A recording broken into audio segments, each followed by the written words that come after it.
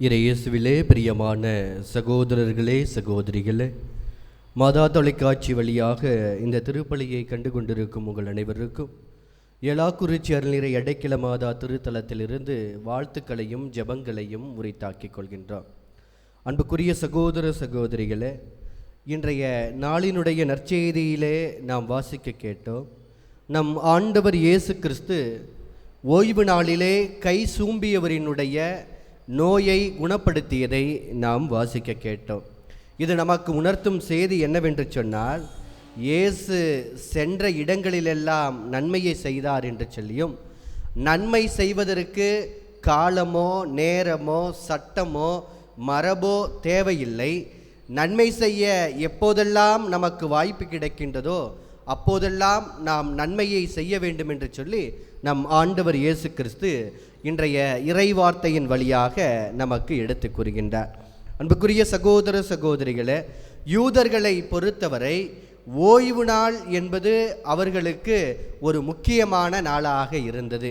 எனவே ஓய்வு நாளை அவர்களை அனுசரிப்பதிலே கண்ணும் கருத்துமாக இருந்தார்கள் என்று கூட சொல்லலாம். மோசேவுக்கு வழங்கிய கட்டளையிலே, தோராவிலே இறைவன் அவர்களுக்கு கட்டளையை கொடுத்திருந்தாலும் அதற்கு பிறகு வந்த யூத மத குருக்கள் கடவுள் கொடுத்த கட்டளையை தங்களுக்கு ஏற்றவாறு அதை பிரிந்து கொள்கின்றனர். எப்படியாக பிரித்து கொண்டனர் என்று சொன்னால், 613 கட்டளைகளாக அதை பிரிக்கின்றனர். அதிலே 248 கட்டளைகள் செய்யக்கூடியவை என்று சொல்லும். ஏன் 248 என்று சொல்கின்றார்கள் என்று சொன்னால், மனித உடலில் உள்ள உறுப்புகளை வைத்து 248 செய்யக்கூடியவை என்று சொல்லியும், 365 கட்டளைகள் செய்யக்கூடாதவை என்று சொல்லியும், உலகிலே இருக்கின்ற இந்த ஆண்டினுடைய நாட்களை வைத்து இவர்கள் இப்படியாக பிரித்தெடுக்கின்றனர். இப்படியாக யூதர்கள் ஓய்வு நாளை தூய்மையாக கருதிய போது, ஓய்வு நாளை அனுசரித்த போது, நம் ஆண்டவர் இயேசு கிறிஸ்து ஓய்வு நாளிலே கை சூம்பியவரினுடைய உடல் நோயிலிருந்து குணமாக்குகின்றார். ஓய்வு நாளை இவர்கள் ஏன் இவ்வளவு முக்கியத்துவம் கொடுத்தார்கள் என்று சொன்னால், தொடக்க நூல் புத்தகம் இயல் 2 இறைவாக்கியம் 1-3 வரை நாம் வாசிக்க கேட்கின்றோம். ஆண்டவர் இந்த உலகத்தை படைத்த பிறகு 7ஆம் நாளில் ஓய்ந்திருந்தார் என்று சொல்லி. எனவேதான் யூதர்கள் தங்களுடைய வழக்கப்படி வெள்ளிக்கிழமை மாலையிலிருந்து சனிக்கிழமை மாலை வரை ஓய்வு நாள் என்று சொல்லி, அந்த நாளிலே கடவுளை மட்டும்தான் நாம் தரிசிக்க வேண்டும், கடவுளை மட்டும்தான் நாம் தேட வேண்டும் என்று சொல்லி இந்த நாட்களை ஓய்வு நாளாக அவர்கள் கடைபிடித்து வந்தார்கள். ஆனால் இதற்கு பிறகு வந்தபொழுது இவர்கள் கடவுளுக்கு முக்கியத்துவம் கொடுப்பதை விட, புனிதத்திற்கு முக்கியத்துவம் கொடுப்பதை விட, சட்டங்களுக்கும் சம்பிரதாயங்களுக்கும் அதிக முக்கியத்துவம் கொடுக்கின்ற பொழுது ஆண்டவர் இயேசு கிறிஸ்து இந்த ஓய்வு நாளிலே புதுமை செய்வதை நாம் பார்க்கின்றோம். ஆண்டவர் இயேசு கிறிஸ்து மார்க் எழுதிய நற்செய்தி இயல் 2 இறைவாக்கியம் 27 ஓய்வு நாளை பற்றி குறிப்பிடுகின்றார்.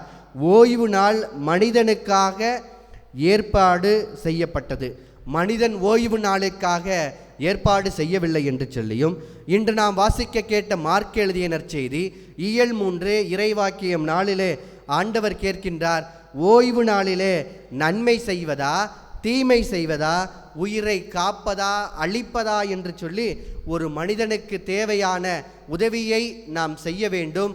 அந்த உதவியை செய்வதற்கு, அந்த நல்ல செயலை செய்வதற்கு சட்டமோ மரபோ காலமோ நேரமோ தேவையில்லை என்பதை ஆண்டவர் இயேசு கிறிஸ்து இன்று நமக்கு எடுத்து கூறுகின்றார்.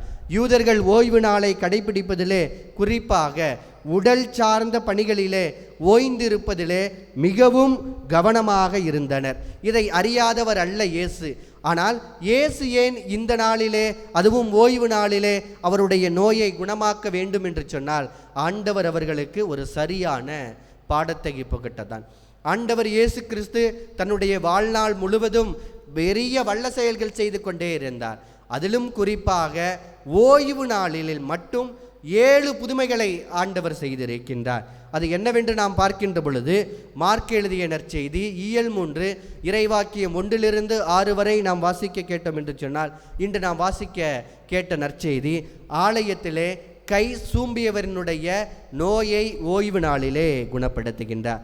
அடுத்ததாக லூக்கா எழுதிய நற்செய்தி இயல் 13 இறைவாக்கியம் 10-17 வரை நாம் வாசிக்க கேட்டோம் என்று சொன்னால், ஆலயத்திலே 18 ஆண்டுகளாக நிமிர முடியாமல் உடல் நோயால் வருந்திய ஒரு பெண்ணை ஓய்வு நாளிலே குணப்படுத்துகின்றார்.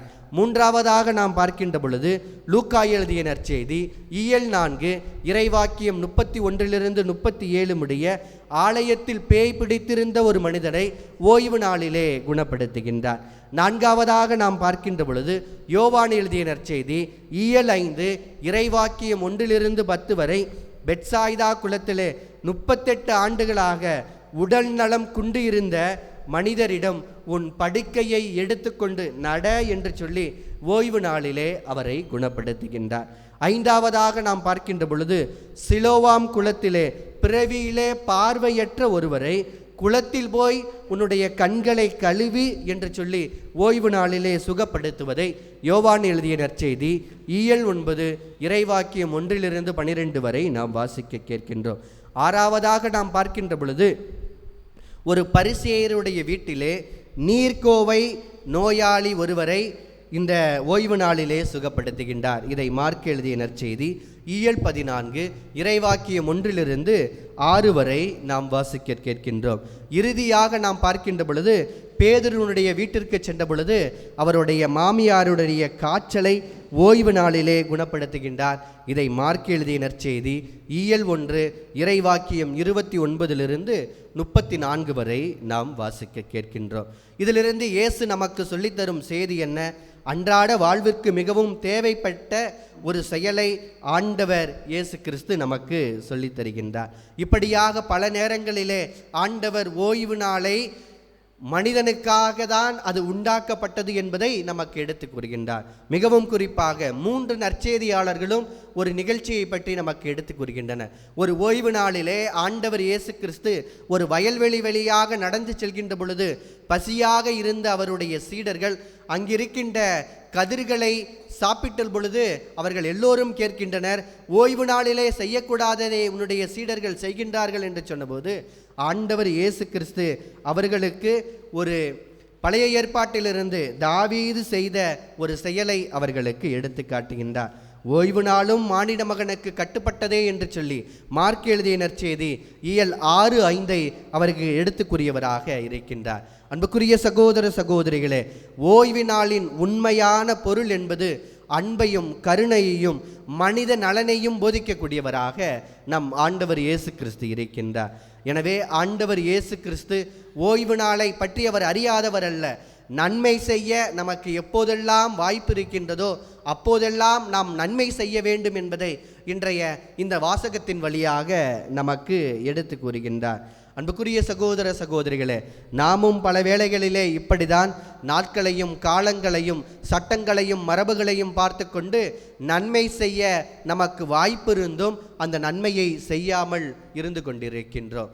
எனவே எப்போதெல்லாம் நமக்கு நன்மை செய்ய நேரம் கிடைக்கின்றதோ, எப்போதெல்லாம் நமக்கு வாய்ப்பு கிடைக்கின்றதோ அப்போதெல்லாம் நாம் நன்மை செய்ய வேண்டும் என்பதை இன்றைய வாசகத்தின் வழியாக நம் ஆண்டவர் இயேசு கிறிஸ்து நமக்கு எடுத்து கூறுகின்றார். அன்புக்குரிய சகோதர சகோதரிகளே, நாம் இறைவனை எப்போது நாடி செல்கின்றோமோ, இறைவனை எப்போது தேடி செல்கின்றோமோ அப்போது இறைவன் நமக்காக பரிந்து பேசக்கூடியவராக இருக்கின்றார் என்பதை இந்த ஏலாக்குறிச்சி அருள்நிறை அடைக்கல மாதா திருத்தலத்திற்கு வருகின்ற பல்வேறு திருப்பயணிகள் தங்களுடைய சாட்சியத்தினாலே சொல்லிக் கொண்டுதான் இருக்கின்றார்கள்.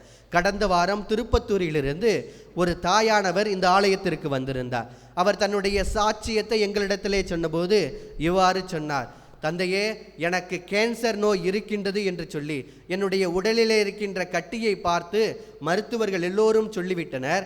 நான் அந்த கட்டியை மருத்துவமனைக்கு சென்று ஆய்வுக்காக அனுப்பிவிட்டு இந்த அருள்நிறை அடைக்கல மாதா திருத்தலத்திற்கு வந்து நான் வேண்டிவிட்டு இந்த மாதா குலத்து மண்ணையும் தீர்த்தத்தையும் பெற்று சென்று நம்பிக்கையோடு பயன்படுத்திய போது ஒரு வாரத்திற்கு பிறகு அந்த மருத்துவ அறிக்கை வந்தபோது எனக்கு கேன்சர் நோய் இல்லை, அது ஒரு சாதாரண கட்டி என்று சொல்லிவிட்டார்கள் என்று சொல்லி கண்ணீரோடு தன்னுடைய சாட்சியை இங்கு பகிர்ந்து சென்றார். ஆம், அன்புக்குரிய சகோதர சகோதரிகளே, இறைவனை எப்போது நாம் நாடி செல்கின்றோம், செய்கின்றோமோ, அன்னை கன்னிமரியாள் வழியாக இறைவனிடத்திலே நம்முடைய வேண்டுதல்களை எப்போது நாம் எழுப்புகின்றோமோ அப்போது ஆண்டவர் இயேசு கிறிஸ்து நேரம் பாராமல் காலம் பாராமல் நமக்கு உதவி செய்யக்கூடியவராக இருக்கின்றார் என்பதை இன்றைய நாளிலே நாம் கற்றுக்கொள்வோம். அன்பார்ந்தவர்களே, இன்றைய நாளிலே நாம் தெரிந்து கொள்ளக்கூடிய செய்தி, நம் வாழ்விற்கு இறைவன் உணர்த்து செய்தி. சட்டங்களையும் சம்பிரதாயங்களையும் சில மரபுகளையும் பிடித்து கொண்டு நம்மையே நாம் காலத்தையும் நேரத்தையும் பார்ப்பதை விட்டுவிட்டு காலத்தையும் நேரத்தையும் படைத்த இறைவனிடத்திலே நாம் எப்போது திரும்பி வருகின்றோமோ அப்போது இறைவன் நமக்கு அருளுக்கு மேல் அருளையும் ஆசிருக்கு மேல் ஆசிரையும் வழங்கக்கூடியவராக இருக்கின்றார் என்பதை நாம் உணர்ந்து கொள்வோம். இறைவன் நமக்காக ஒவ்வொரு நாளும் இருகரம் விரித்து காத்திருக்கின்றார். இறைவனிடத்திலே நம்முடைய தேவைகளை சொல்லி நாம் ஜெபிக்கின்ற பொழுது இறைவன் நமக்காக பரிந்து பேசுகின்றார் என்பதை உணர்ந்து கொள்வோம். நம் ஆண்டவர் சென்ற இடங்களுக்கெல்லாம் நன்மையை போதித்தது போல நாமும் நன்மையை செல்வோம். நல்லாயன் இயேசு கிறிஸ்து என்றென்றும் வாழ்த்து பெறுவாராக.